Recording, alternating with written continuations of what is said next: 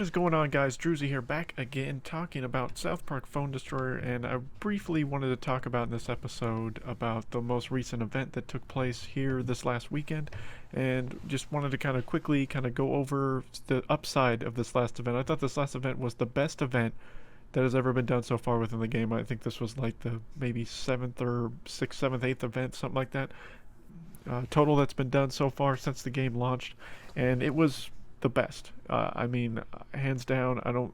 This episode might be a little bit of rambling and stuff, but I kind of want, in case anyone from Ubisoft or Red Links watches this video, I want them to understand how great this event was, because I want this to be like the pattern for all events, hopefully going forward.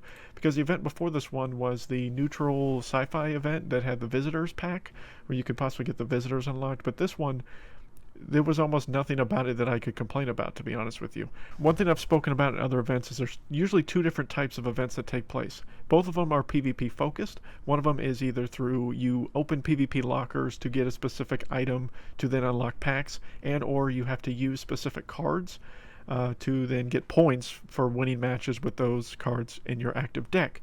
And I prefer the ones with the cards in the active deck because it's much easier to play. It's you have a list of 12 cards to choose from. Oftentimes a lot of people don't have all 12. I had 9 of the 12 available cards that I actually had at my disposal. I only used 7 or 8 of them in most of my decks. And the deck I'm showing you right now was the deck I used throughout the vast majority of the last event. And actually, this deck was super good and useful for me through, it got me to the highest level of PvP that I've been able to obtain now. So, obviously the one big thing was I did use a legendary. I used Shield Maiden Wendy, and then I also had Captain Wendy, because Captain Wendy was a card, obviously, within the event. So I had 2 Wendys, so that means that there was one. I couldn't use both Wendys at the same time, so then I got stuck having possibly one card in my possible hand that I couldn't use, which was the only real disadvantage of this deck. But Shield Maiden Wendy put so much value, and because Captain Wendy had very useful moments and is a very useful range card within the game, I had to have both in my deck just to make it viable. I tried other alternatives, but Shield Maiden Wendy worked the best for me throughout the course of the event. But of course, the big prize that everybody got from this event was Buccaneer Bebe. As you see, I got Buccaneer Bebe to level 3 and actually got cards beyond that to where I could possibly level her up more, hopefully, in future events.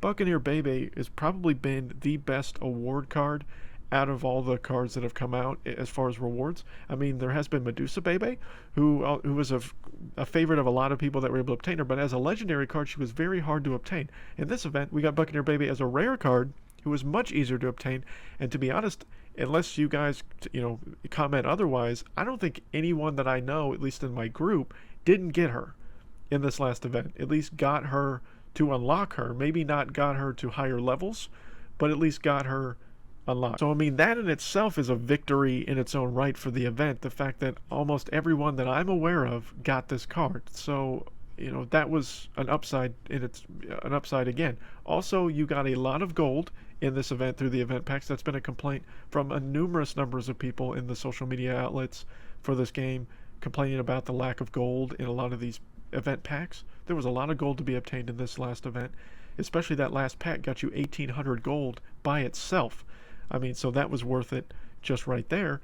Then you got a ton of upgrade items for the cards that you were using throughout the event. So if you kept unlocking the packs, then you also got, the upgrade items needed to make those cards better, so you could hopefully advance easier throughout the event. There were 2 packs that were outfit items, a hat and a coat. So, I mean, there was that, which was a slight disappointment to me. One suggestion I would make in the future is, if that's a thing, make it a guaranteed drop item within a pack, but don't take the pack away completely. That would just be my gripe, is now that's 2 packs that we could have possibly gotten other things in. Just make it a guaranteed drop within that pack. Just make one less thing that you can obtain to be the guaranteed outfit item, would be my suggestion going forward. But I was able to get, I also noticed a lot of people that were able to get a legendary card out of their event packs, which I in fact did myself, as I was able to obtain Stand of Many Moons in my event packs throughout the course of the thing. And because I got upgrade items for him from the actual packs that I was obtaining, I was able to get him up to where now if I get one more Stand of Many Moons, I get him to level 2. Not that I'm super excited about getting Stand of Many Moons. In my opinion, he's one of probably the weakest legendary cards within the game right now. I think he should not be a 4 energy cost. I think he should be a 3 based on his stats. That's just my humble opinion. Maybe that'll change in the future. But the fact that I got a legendary card out of this pack was a victory in itself.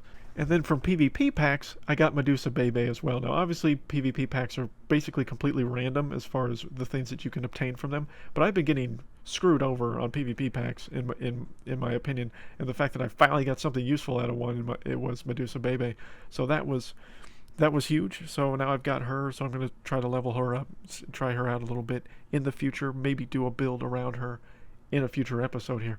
So this event was great, guys. I mean, let me know what you guys think in the comments down below of how the event went for you. I'm showcasing a little bit of gameplay footage from one of the matches. I finally got the one big gripe that I had was Hook Hand Clyde. I very rarely seem to get Hook Hand Clyde to do what I want, and I got him to clutchly win a match for me to get a 3-bar in a sudden death scenario, which was absolutely awesome. I also got a lot of Hook Hand Clydes in the event. That was a big epic card that I was able to get a lot of, and I noticed a lot of people were mentioning that. Hook Hand Clyde is a great epic card for the adventure theme, and I was glad to get more and more of him to make him that much stronger. So I've been, checking on the comments from the most recent video on the Best of Butters video. I plan on making Best of, series essentially for all the main cards that have a card in each theme, and so far there are 15 of those. I mean, Bebe will make it 16 if she gets 2 more, but right now there are 15 cards or characters that have cards in all 4 themes. So this will continue at least once a week. I plan to make one of these videos where I will, talk about which of those 4 cards in the themes that I like the best. My next one, because it was so heavily requested, will be about Jimmy. So Jimmy will be the next one in that series. But comment in this video or I'll ask again in the Jimmy video which one you want to see next. I've seen Token be requested, and that's the only other request I've seen outside of the 2 I've already done. To be disappointing, I don't have any more South Park memorabilia for the characters going forward. I mean, I had a Butters and Cartman doll, essentially, like a plush that I had, and that's pretty much the main reason why I chose those 2 first, because I wanted to showcase those plushes.